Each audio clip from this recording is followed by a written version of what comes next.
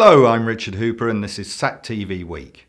In the news this week, Satlink Communications has expanded its operations into Asia by opening a new office in Singapore.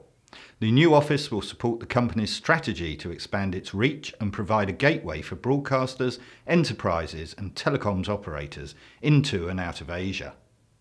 The office will be headed up by the newly appointed Director of Sales for Asia, who will be spearheading new business activities in the region.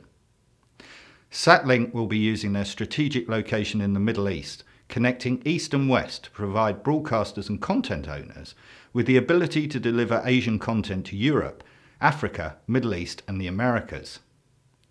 Satlink operates two MCPC platforms on the AsiaSat 5 C-band satellite, delivering content for Tier 1 international and news broadcasters to Asian pay TV markets.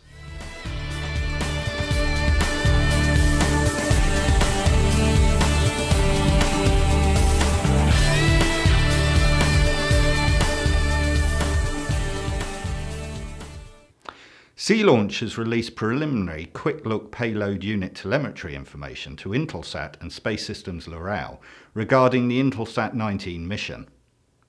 The data covered the full mission profile from liftoff through spacecraft separation. Sea Launch successfully inserted and separated the spacecraft into its predefined orbit, but it was later reported that the spacecraft failed to deploy one of its two solar arrays. The Sea Launch payload accommodations built by Boeing Commercial Space Company is extensively instrumented, including accelerometers, pressure sensors and microphones. All telemetry data obtained from the instrumentation has been processed and is of a high quality.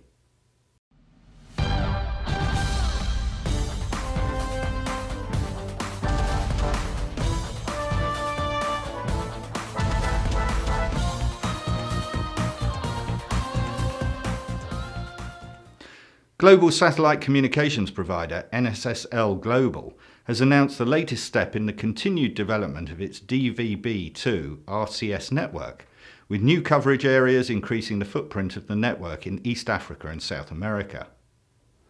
The new coverage areas are provided by the SES-4 satellite. Two new beams will be operated out of the Jacksonville hub, the first providing comprehensive coverage around South America, the second covering the territories of North Africa, including the Gulf of Aden, Somalia, Ethiopia, Uganda, Kenya and the south of Sudan.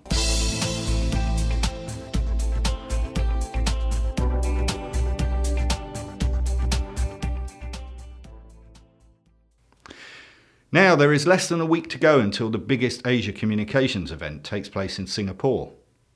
Communicasia and Broadcast Asia are set to shine once again as over 50,000 visitors descend on the exhibition centre at the Marina Bay Sands to see the latest technologies and services on offer from some of the world's leading communications companies. Earlier this week, Brian Dolby spoke to Rupert Owen, the International Director for Communicasia, about the growing number of satellite companies at the event.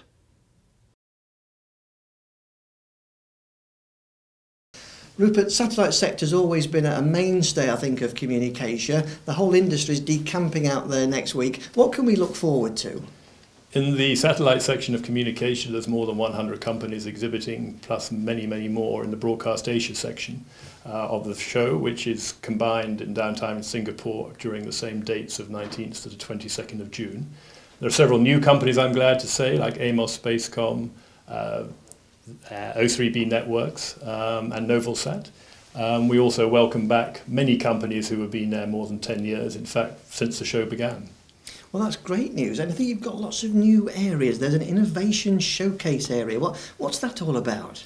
It's really the opportunity to bring those in the educational sector, those in the new-to-market company sector, those companies who need the opportunity to present themselves over a 15-minute period to potential investors, potential users, and to test their ideas, both especially from the educational sector around the Southeast Asian marketplace. Now, I was hearing that the summit numbers are up as well. I think there's something like nearly 200 speakers. And again, the satellite portion of that has always been very vibrant with some key industry leaders. Are we seeing the same thing again this year?